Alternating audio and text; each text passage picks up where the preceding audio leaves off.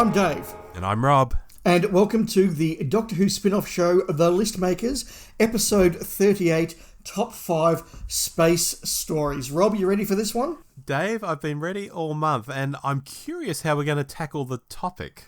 Yes, me too. There were a number of ways we could do it. Yes. Do you think we'll snap? I do think we'll snap, yes. I reckon we'll get a couple. I reckon that one and that one. I've put little bits of marker on my piece of paper, so... Yes, listeners, I have no idea what he's talking about when he says that one and that one because we don't use video. No, that's right. So look, it's my turn to go first, so I will dive in. Okay. Top 5 space stories. Number 5, The Wheel in Space. Mm-hmm.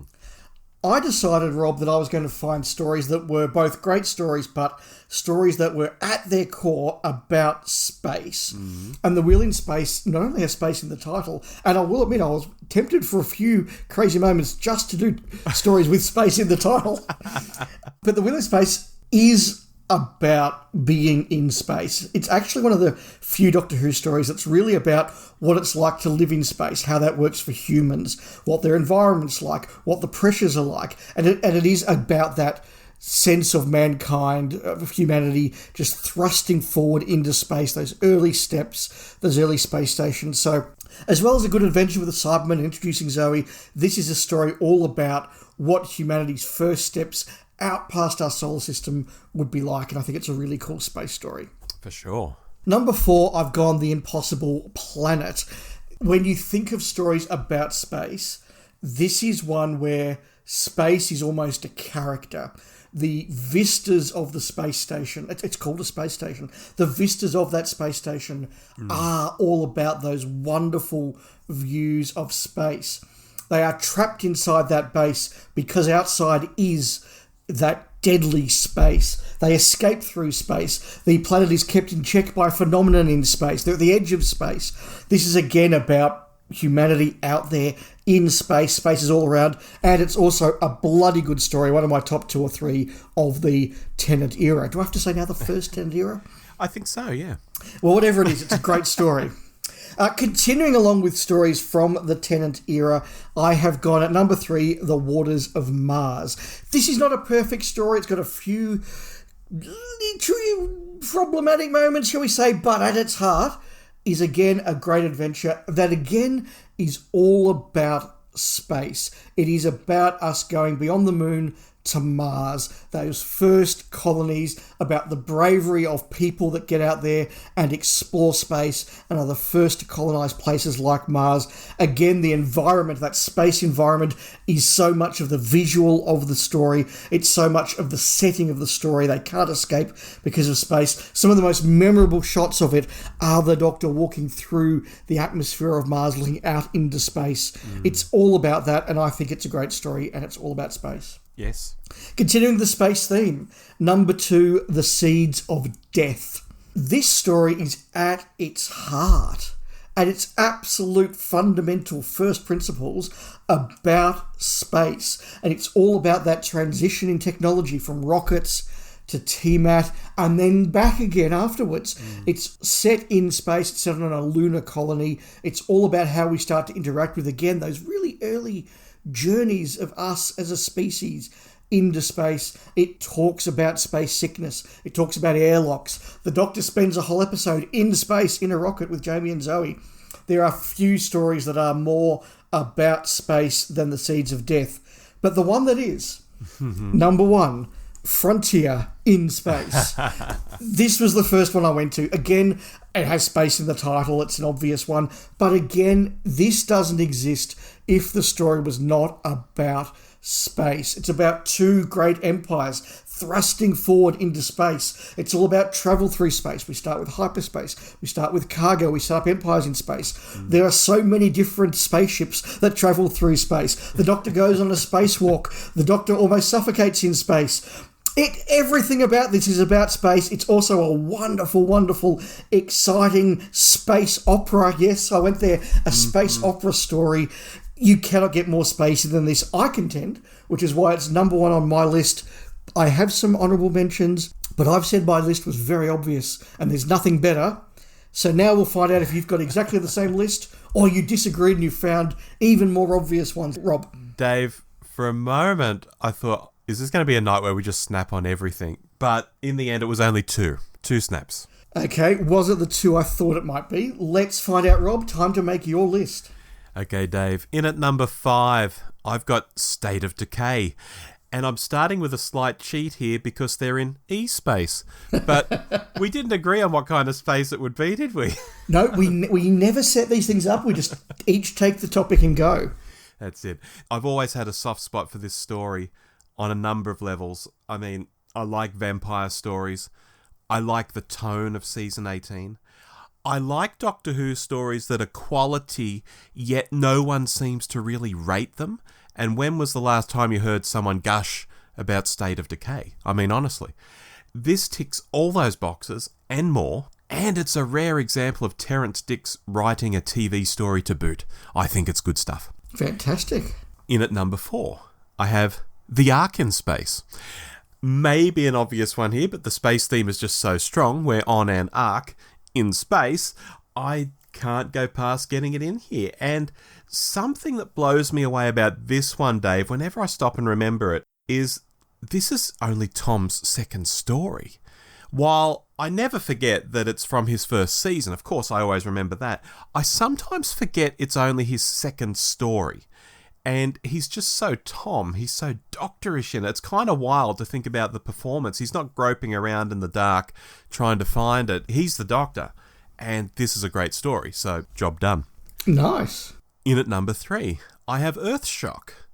A bit of a stretch here, as the whole story isn't really set in space, but a good stretch of it is on the freighter, and the big conclusion and the death of Adric happens there, so it feels spacey enough for me to have on the list.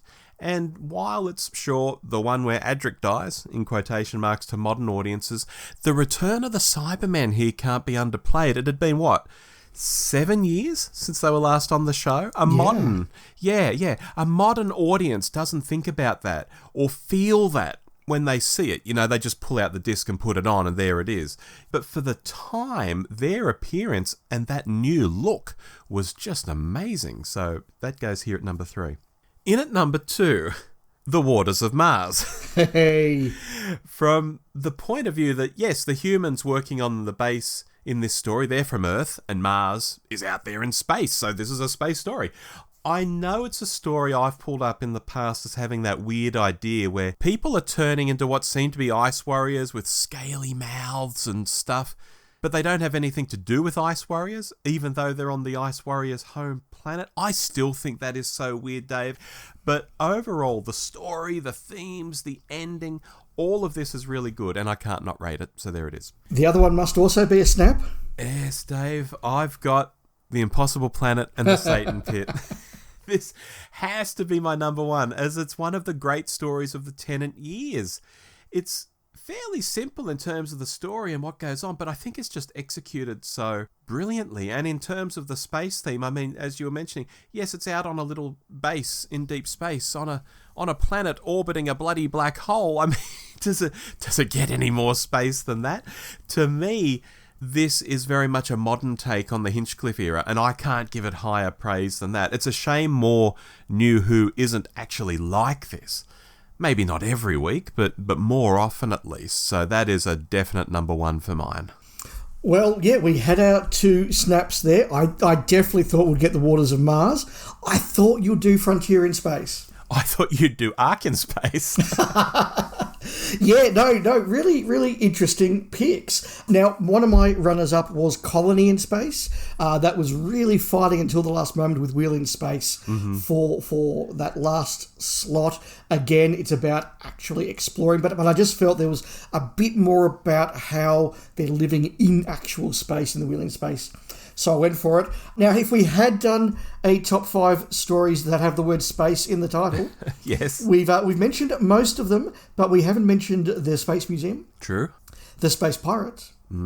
Or Spearhead from Space. Yeah, that's really true. And look, with a couple of those there, and maybe even similar to Wheel in Space, they're in my head, and I thought, but these are top stories. And it's always an interpretation. Is it my top stories? Is it what fans think are the top stories? And when it comes to Wheel in Space, for example, that was one I considered.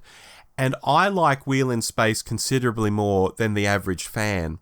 But is it a top story to me? I couldn't quite justify it.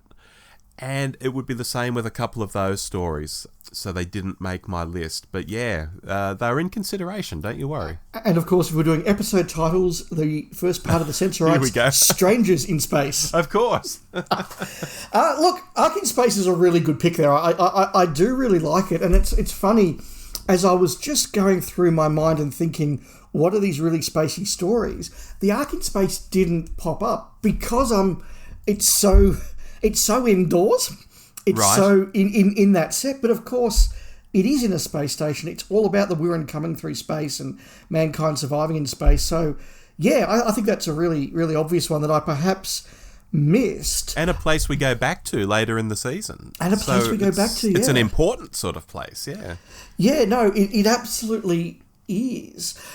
Do you think that the space genre is one of the best genres for Doctor Who to tackle? I do. And, do you know, although we've been rattling off names left and right, they aren't a huge drop in the bucket of Doctor Who overall. Did you sort of find that? Because I actually got out my lists. I went to policebox.net, which is my little website where I've got lists of all the Doctor's stories. And I'm actually looking through them and thinking, what's particularly spacey? And a lot of stories really aren't. I mean, there are some others that we haven't mentioned, maybe like Oxygen from the Capaldi era, out in space and all about not having oxygen when you're in space. Yeah, The Invisible Enemy is another one. Yeah. Do you agree that there aren't a huge number, relatively, for like a sci-fi show, you know, the TARDIS's time and relative dimension in space, all of this stuff, and yet there are a lot of stories that aren't really spacey? Yeah, no, I think that's something that I found as well. When this topic first came out of the hat and I was sort of driving to work the next morning and thinking, what are some space stories? There are so many. And then, like you, I was sort of like, oh, hang on, I better look and find some more because this isn't actually as easy as I thought it would be. And I wonder how much of that is because space is really hard to do and probably a bit expensive to do. Well, you think of something like Kill the Moon, and that looks amazing, but they had to go to Lanzarote for that to get the look of the moon's surface and such. Think of something like Terror of the Vervoids. It's very 80s, very... cheap. I was thinking of a kind word there, Dave, but you beat me to it. Yeah, it is hard, yes. Yeah, you think of Davo and the cricket ball in Fort of Doomsday. And that's just a terrible effect. Space is hard to do. Yeah, and the moment you go into space, you need spaceships, you need space suits, you probably need guns, you need communicators, you need computer banks. Yeah. It all becomes just a little bit difficult, a little bit terrible. And spacesuits especially are just terrible, whether it's film, TV, even with a budget. Spacesuits always look terrible because a proper spacesuit is a big, sort of baggy, big helmety, like they're serious bits of kit. They're not just sort of, scuba costumes in space. They're serious bits of hardware, and they do fog up. They do. And also when we think of how, not just in the 60s, but even through to the 80s, you tell a designer, design a spacesuit from the future, and they always go in weird Flash Gordon sort of directions that just look terrible. Rob, do you think there's a difference in the way Classic Who and New Who approach space stories? Well, I'm immediately thinking of costumes because I was just mentioning costumes, and I'm thinking in the modern era, that orange sort of spacesuit that several doctors have worn, it must be kicking around in the TARDIS wardrobe. And that looks way better than interpretations that we would have had of spacesuits back in the classic era. I mentioned going to Lanzarote for Kill the Moon. That made the moon's surface look amazing. Oxygen, I know you don't particularly like that story, but I think it's very scary, the thought of being up in space without oxygen. I think it does space a hell of a lot better, yes. I think that, yes, budget and effects are a very obvious difference there, but there's almost a difference pre and post moon landing, or that sort of moon Gemini sort of era versus later. You think about a lot of these 60 ones that we've mentioned, stuff like Wheel in Space, Space Pirates, Seeds of Death. And those stories really contain a sense of wonder about space and a sense of achievement about getting to space, but also this real, not fear of space, but just understanding of how hard it is to get there.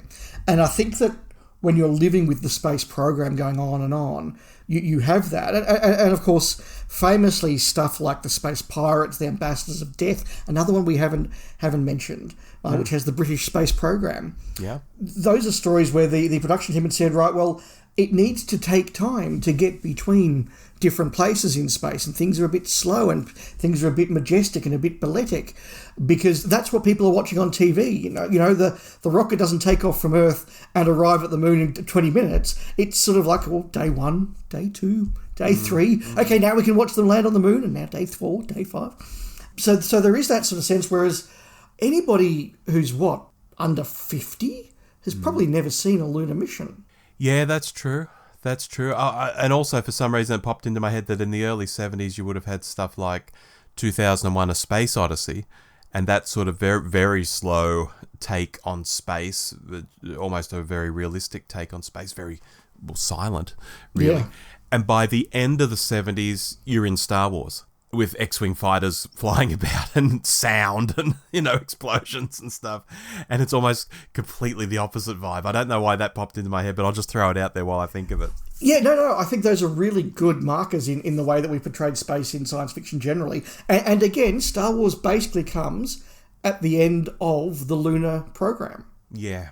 So maybe there is a bit of a connect there. But either way, I think that we've just put together a list, and with all the other ones we've mentioned as well, just really, really good stories. And I love it when Doctor Who goes into space. I think it's just so cool. And space is just such a cool word.